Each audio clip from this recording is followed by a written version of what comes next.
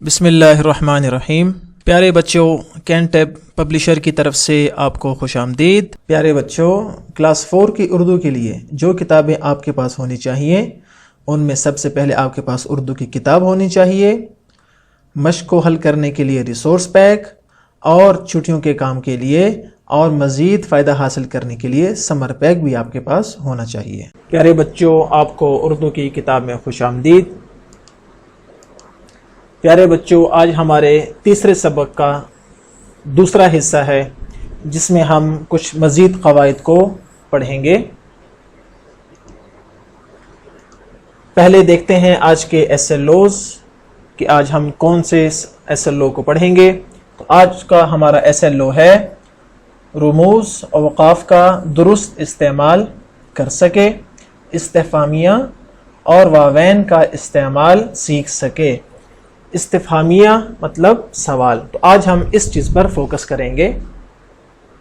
تو بچوں، قواعد میں آج ہم ایک ہی قاعدہ پڑھیں گے، اور وہ کیا ہے؟ استفہامیہ یا سوالیہ جملے۔ آپ یہ جملے شاید پہلے پڑھ چکے ہوں گے اور یقیناً یہ آپ کی نظر سے پہلے گزر چکے ہیں، بلکہ ہر امتحان میں یا ہر ٹیسٹ میں اور ہر سوال میں آپ یہ نشان دیکھتے رہتے ہیں۔ یہ نشان کس چیز کا ہے؟ جب آپ سے کوئی سوال پوچھا جائے یا کوئی بات پوچھی جائے اور وہ سوال جو ہے وہ لکھا جائے تو اس سوال کے آخر میں یہ نشان ڈالتے ہیں، اور یہ نشان اس بات کی علامت ہے کہ اس سے پہلے سوال پوچھا گیا ہے۔ تو چلتے ہیں کتاب کی طرف، اور کتاب میں کیا لکھا ہے؟ ایسے جملے جن میں کوئی بات پوچھی جائے، ایسے جملے جن میں کوئی بات پوچھی جائے سوالیہ یا استفہامیہ جملے کہلاتے ہیں۔ تو یہ تو بہت آسان ہو گیا۔ ایسے جملے جن میں سوال پوچھا جائے، جن میں کوئی بات پوچھی جائے ان کو کہتے ہیں سوالیہ یا استفہامیہ جملے۔ استفہام عربی کا لفظ ہے جس کا معنی ہے کسی چیز کے فہم کو طلب کرنا، کوئی چیز طلب کرنا۔ ان جملوں کے آخر میں، یعنی سوالیہ جملے یا استفہامیہ جملے، ان جملوں کے آخر میں سوالیہ نشان، یہ جو میں نے آپ کے سامنے یہاں بڑا بنا دیا، لگایا جاتا ہے، جیسے کیسے، کدھر، کہاں، کیا، کب اور کیوں۔ تو جس جملے میں کیسے آ جائے یا کدھر آ جائے، آپ کدھر جا رہے ہیں، کہاں، لاہور کہاں واقع ہے، یا جس سوال میں کیا آ جائے، یا جس سوال میں کب آ جائے، پاکستان کب بنا اور کیوں، اور جس سوال میں کیوں آ جائے، تو یہ الفاظ کیسے، کدھر، کہاں، کیا، کب اور کیوں، یہ الفاظ جن جملوں میں آ جائیں وہ جملے ہوتے ہیں سوالیہ یا استفہامیہ جملے، اور وہاں آپ سے سوال کر کے آپ سے جواب طلب کیا جاتا ہے۔ تو بچوں، آج ہم نے یہ سیکھا کہ استفہامیہ یا سوالیہ جملے کنہیں کہا جاتا ہے۔ تو یہ تو بہت آسان ہے کہ ایسے جملے جن میں کوئی سوال کیا جائے، جن میں کوئی بات پوچھی جائے، ان کو سوالیہ جملے یا استفہامیہ جملے کہا جاتا ہے۔ اور ان جملوں کی علامت اور نشانی کیا ہے کہ ان کے آخر میں ایسا نشان جس کو سوالیہ نشان کہتے ہیں موجود ہوتا ہے۔ اور ان جملوں میں اکثر کون سے الفاظ استعمال ہوتے ہیں؟ کیسے، کدھر، کہاں، کیا، کب، کیوں اور کون بھی استعمال ہوتا ہے۔ یہ جملے ایسے ہیں جن کو کہا جاتا ہے استفہامیہ یا سوالیہ جملے۔ اب ہم نے کیا کرنا ہے؟ سوال کو دیکھیں۔ سوال آپ سے کیا؟ در ذیل جملوں کو دیے گئے الفاظ کی مدد سے سوالیہ جملوں میں تبدیل کریں، نیز ہر لفظ ایک جملے میں استعمال کیا جائے۔ اب دیکھیں، بہت مزے کا سوال ہے۔ آپ کے سامنے 5 جملے ہیں، 1 2 3 4 اور 5، اور یہاں اوپر آپ کے سامنے 5 الفاظ ہیں۔ کون، کیا، کیوں، कैसे और किस। आपने इन सादा जुमले जो कि सवालिया जुमले नहीं हैं, हमने इन सादा जुमलों को इस्तिफामिया जुमलों में या सवालिया जुमलों में तब्दील करना है। और तब्दील कैसे करना है? इन अल्फाज की मदद से। तो चलिए शुरू करते हैं और देखते हैं कि सादा जुमले उनको इस्तिफामिया या सवालिया जुमलों में कैसे तब्दील हम करते हैं। पहले जुमले की तरफ आ जाए। पहला जुमला क्या है? मीर सादिक सुल्तानी लश्कर का गद्दार सिपाही था। मीर सादिक सुल्तानी लश्कर का यानी बादशाह के लश्कर का, सुल्तान के लश्कर का गद्दार सिपाही था। अब ये तो एक जुमला है सादा। अब हम ये सोचेंगे और ये सवाल इसको हम हल करेंगे और इसको हम इस्तिफामिया जुमले में तब्दील करेंगे इन अल्फाज की मदद से। तो चलिए देखते हैं। हम ऐसा करते हैं कि हम ये सवाल बनाते हैं कि मीर सादिक कौन था। मीर सादिक कौन था। हम कौन को यहां इस्तेमाल कर लेंगे और जुमला क्या बन जाएगा? मीर सादिक कौन था और आखिर में सवालिया निशान। ये पहला सवाल बन गया आपका। अब चलते हैं सवाल नंबर 2 की जानिब।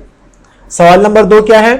अंग्रेज कौम हिंदुस्तान पर कब्जा करने की गर्ज से आई थी। अंग्रेज कौम हिंदुस्तान पर कब्जा करने की गर्ज से आई थी। इससे हम सवाल बना सकते हैं कि अंग्रेज कौम हिंदुस्तान क्यों आई थी? क्यों आई थी? लिहाजा हमने यहां पर कौन सा लफ्ज इस्तेमाल कर लिया? क्यों। और ये कौन भी इस्तेमाल हो चुका है पहले सवाल में। अब हम चलते हैं तीसरे जुमले की तरफ और इसको हम सवालिया जुमले में तब्दील करते हैं।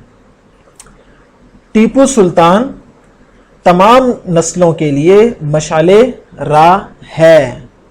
और अगला सवाल है, अंग्रेजों के सामने शेर की तरह गरज रहा था। और अगला सवाल है, टीपू सुल्तान ने फन में महारत हासिल की।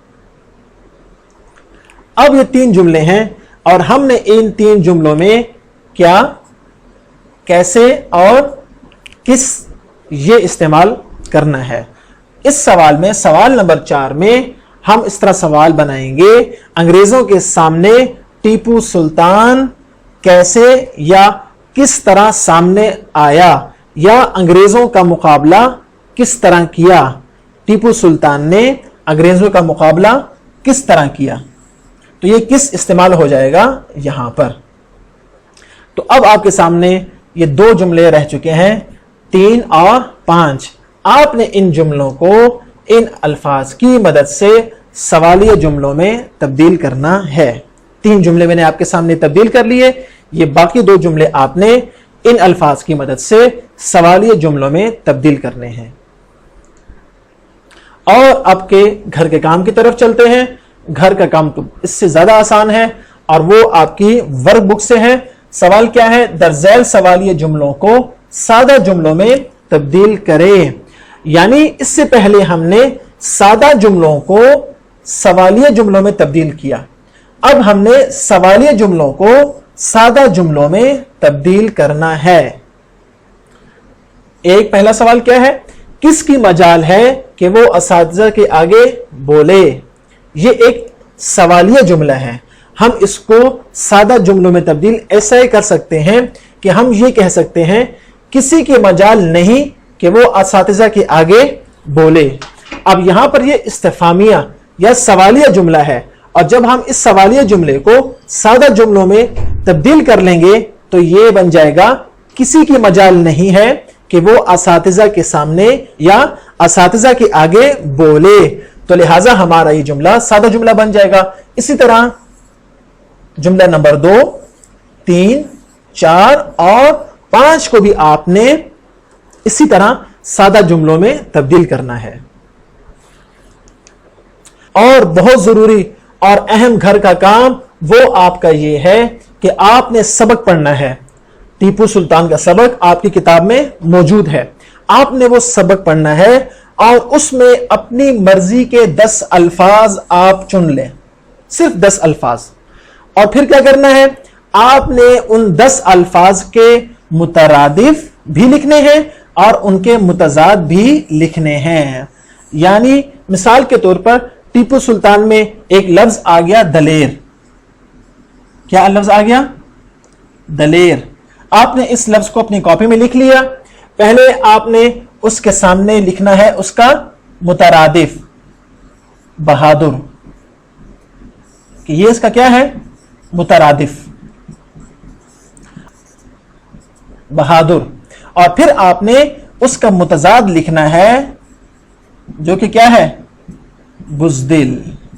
तो इसी तरह आपने अपने सबक टीपू सुल्तान से 10 अल्फाज अपनी मर्जी की जो आपको आसान लगते हैं वो आपने चुन लेने हैं और उनके मुतरादिफ भी लिखने हैं और उनके मुतजाद भी लिखने हैं। तो बच्चों, ये था हमारा आज का सबक। उम्मीद है आपको इस्तिफामिया जुमले और सादा जुमलों में फर्क भी समझ में आया होगा और इस्तिफामिया जुमले को सादा जुमलों में और सादा जुमलों को इस्तिफामिया जुमलों में तब्दील करने का तरीका भी आ गया होगा। इंशाअल्लाह अगले सबक में फिर मुलाकात होगी और मैं उम्मीद करता हूं कि आप सबक से पहले अपने घर का काम जरूर करेंगे। इंशाअल्लाह अगले सबक में फिर मुलाकात होगी। अल्लाह हाफिज।